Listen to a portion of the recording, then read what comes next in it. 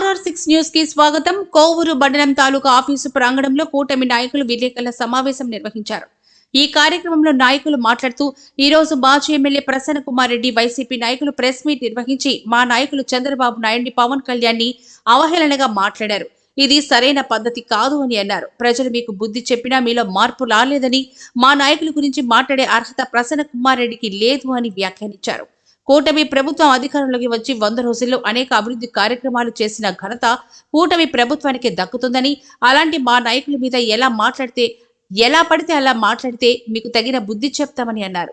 రాష్ట్రంలో సూపర్ 6 పథకాల గురించి మాట్లాడడం సిగ్గుచేటని, ఎన్నికల మేనిఫెస్టోలో చెప్పిన విధంగా 4000 పెన్షన్ ఇస్తున్నామని, అనేక రకాల కార్యక్రమాలకు నాంది పలికారని, ఇప్పటి వరకు కేవలం 3 నెలలకు మాత్రమే అయిందని, ఇంకా 4.5 సంవత్సరం టైం ఉందని కనుక ఇప్పుడే తొందరపడి మాట్లాడడం సబబు కాదని, మా నాయకులను అసభ్యకరంగా మాట్లాడితే సహించేది లేదని, ఇకనైనా మీ పద్ధతి మార్చుకోకపోతే తగిన బుద్ధి చెప్తామని టీడీపీ నాయకులు హెచ్చరించారు. ఈ కార్యక్రమంలో ఇంత మల్లారెడ్డి, చప్పిడి శ్రీనివాసరెడ్డి, గాదిరాజ్ అశోక్ కుమార్, తిరుమూరు అశోక్ రెడ్డి, చెముక్కుల కృష్ణ చైతన్య, టీడీపీ, బీజేపీ, జనసేన కార్యకర్తలు, నాయకులు పాల్గొన్నారు. అందరికీ నమస్కారం. ఈరోజు ప్రసన్న కుమార్ రెడ్డి మాజీ శాసనసభ్యుడు, ఆయన చెంచాగాళ్ళు, వాళ్ళందరినీ ఏంటంటే మామూలుగా కోవూరులో 420 గాళ్ళు అంటారు వాళ్ళని. వాళ్ళు ఈరోజు పవన్ కళ్యాణ్ గారిని, చంద్రబాబు నాయుడు గారిని విమర్శిస్తున్నారు. వాళ్ళ బతుకేందో కోవూరు పట్టణం మొత్తం, కోవూరు మండలం అందరికీ తెలుసు. ప్రసన్న కుమార్ రెడ్డి నిక్నేమే పర్సంటేజ్లు ప్రసన్న కుమార్ రెడ్డి ఆయన పేరు. ఆయన చెయ్యని అవినీతి లేదు, ఆయన చేయని అవినీతి దందా లేదు. ముఖ్యంగా మా కోవూరు పట్టణానికి ఎప్పుడు కూడా ఎటువంటి వరదలు వచ్చినా కానీ కోవూరుకి చుక్క నీళ్లు కూడా రావు. అటువంటి కోవూరుకి ఈ ఇసుక, మట్టి, గ్రావలు దోసుకొని కోట్లు తిని వరదలు వచ్చినప్పుడు పొల్లు కట్ట దిగిపోయి బుచ్చి, కోవూరు 2 మండలాలు మునిగిపోయినాయి. ఎంతమంది ప్రజలు ఇబ్బంది పడ్డారో దానికి కోవూరు మండల ప్రజలు నీకు సరైన బుద్ధి చెప్పారు.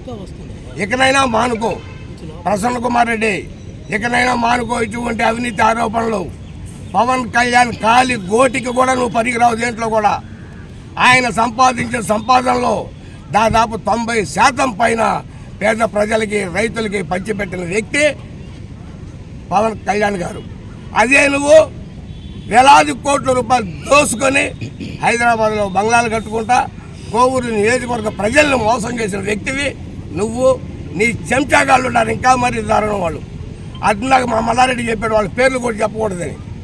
అంటే అంత అసహ్యమైన వ్యక్తులు వాళ్ళు కూడా మాట్లాడే పరిస్థితి వచ్చిందిరా అంటే అది మా కోవూరు నియోజకవర్గ దౌర్భాగ్యం. అది అవినీతికి నీతికి తేడా కోవూరు నియోజకవర్గం ఈసారి కనపడుతుంది.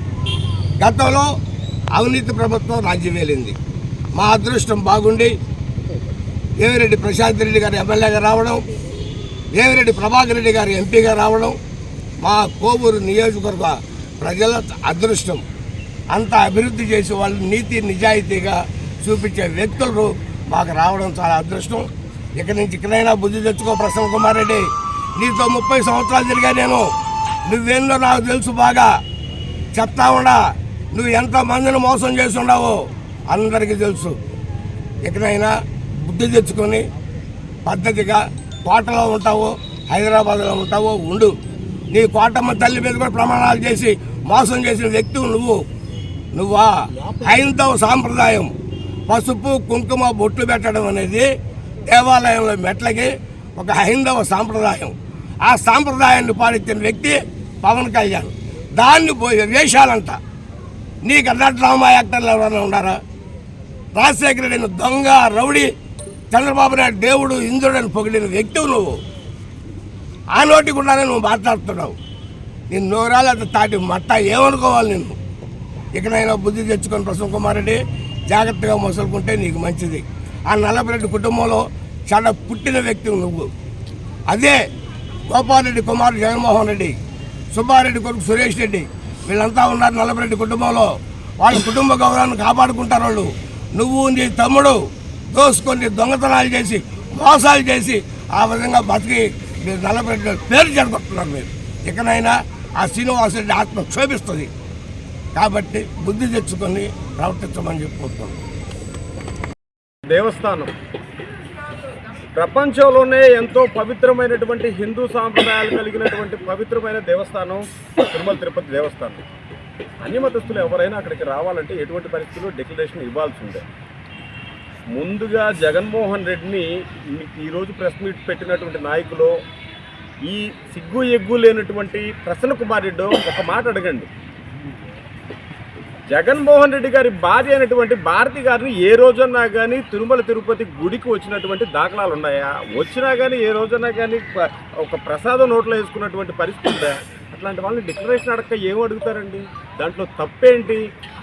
ఇంకా కూడా అసలు ఆయన వస్తానని చెప్పింది లేదు, పాడు లేదు, ఆయనంట అడ్డుకున్నారని చెప్పినటువంటి ఇట్లాంటి విమర్శలు చేస్తున్నారు. మీ జగన్మోహన్ రెడ్డికి తిరుమల తిరుపతి దేవస్థానం మీద ఎటువంటి చిత్తశుద్ధి లేదు. అతను ఎటువంటి పరిస్థితుల్లో ముఖ్యమంత్రి పదవికి అనర్హుడు అని చెప్పని ఆంధ్రప్రదేశ్ ప్రజలందరూ కూడా సూటిగా తేల్చేశారు. కాబట్టి మీకు 11 సీట్లు ఇచ్చి అక్కడ కూర్చోబెట్టారు. భవిష్యత్ అనేది మీకు శూన్యం అని చెప్పినటువంటి విషయం పూర్తిగా తేలిపోయింది. ఇకపోతే సూపర్ 6 పథకాల గురించి మాట్లాడారు. ఒకే ఒక మాట అడుగుతున్నాం సూటిగా. సూపర్ 6 పథకాలలో అవ్వాతాతలకి 4,000 రూపాయలు పెన్షన్లు మేము ఇస్తామని చెప్పిన మాట వాస్తవా కాదా? అది ఈరోజు ఇస్తున్నటువంటి మాట వాస్తవా కాదా? 200 ఉన్నటువంటి పెన్షన్ 2,000 చేసినటువంటి ఘనత చంద్రబాబు నాయుడు గారిదే. ఆ తర్వాత 2,000 ఉన్నటువంటి పెన్షన్ని 5 సంవత్సరాల కాలంలో మీరు ఇస్తాం అని చెప్పని 1,000 రూపాయలు మాత్రమే పెంచారు. అవ్వాతాతలను పూర్తిగా ఆదుకున్నటువంటి ప్రభుత్వం కేవలం చంద్రబాబు నాయుడు గారి ప్రభుత్వం, తెలుగుదేశం పార్టీ అని చెప్పని దాని ఒక్కటి చాలు మీకు. మిగతా సూపర్ 6 పథకాల్లో ఎన్ని పథకాలు ఈరోజు అమలవుతున్నాయో 100 రోజుల ప్రభుత్వంలో చేసినటువంటి మంచి పనులన్నీ చెప్పుకుంటా పోతే ఒక రోజు కూడా సరిపోయినటువంటి పరిస్థితి ఈరోజు నిజంగా ఉంది.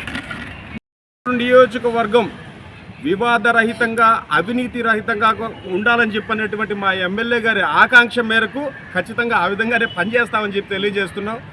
మమ్మల్ని ఇట్లా ఆపి మీరు ఇట్లాంటి అవినీతి రహిత, వివాదరహిత వ్యక్తులుగా ఉండాలని చెప్పని ఎమ్మెల్యే గారు ఇచ్చినటువంటి ఇన్స్ట్రక్షన్స్ మేరకు ఈరోజు మీరు మాట్లాడే అవకాశం ఉంది ఈరోజు.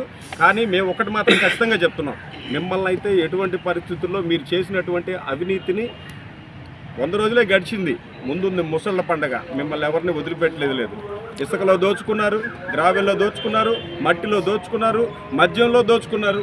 నాడు దేన్ని వదిలిపెట్టలేదు, ఏ రంగాన్ని కూడా వదిలిపెట్టుకోకుండా కోట్లు మీరు డబ్బులు సంపాదించేసి మీ అవినీతి ఎక్కడ బయటపడద్దు అని చెప్పినటువంటి ఇట్లాంటి చౌకబారి విమర్శలు చేస్తూ ప్రెస్ మీట్లు పెడుతూ ముందుకు వెళ్తున్నారు.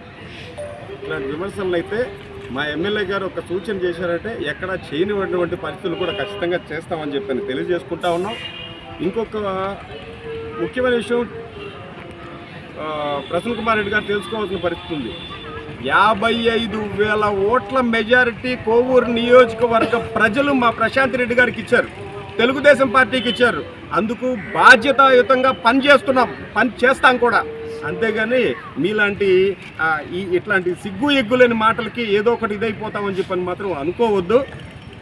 చంద్రబాబు నాయుడు గారి గురించి, పవన్ కళ్యాణ్ గారి గురించి, తెలుగుదేశం పార్టీ గురించి మీరు ఏదైనా విమర్శలు చేస్తేనో మీతో పాటే ఇంకా ఉండేటువంటి ఐపాక్ టీము ఇప్పటి నుంచే మొదలైనట్టుంది. మీరు అన్యాయంగా దండుకున్నటువంటి దోచుకున్న డబ్బులతోటే ఈ ఐపాక్ టీంని ఇంకా ఇప్పటి నుంచే పెంచి పోషిస్తూ ఉంటాం, రాబోయే ఎలక్షన్స్ కోసం మేము ఇట్లాగా చేస్తామని చెప్పని అంటూ ఉంటే ఎవరు ప్రజలు నమ్మే పరిస్థితుల్లో లేరు.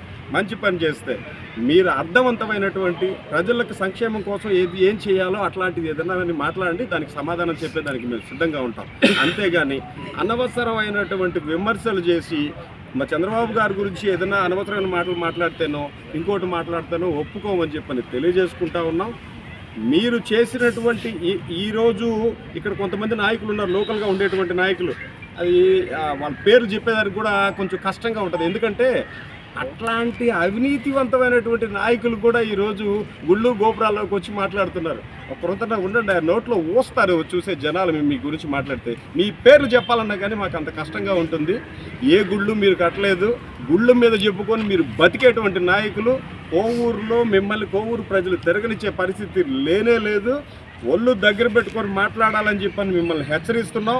మీరు చేసినటువంటి అవినీతి ప్రతి ఒక్క దాన్ని కూడా రాబోయే రోజుల్లో బయటకు తీసి మిమ్మల్ని కానీ బయట పెట్టకపోతే ఎటువంటి పరిస్థితుల్లో తెలుగుదేశం పార్టీ నాయకులు అందుకు కట్టుబడి ఉన్నామని చెప్పి తెలియజేసుకుంటున్నాం. ఇట్లాంటి విమర్శలను అన్నింటిలో కూడా పూర్తిగా చేయొద్దని చెప్పని విన్నవించుకుంటున్నాం.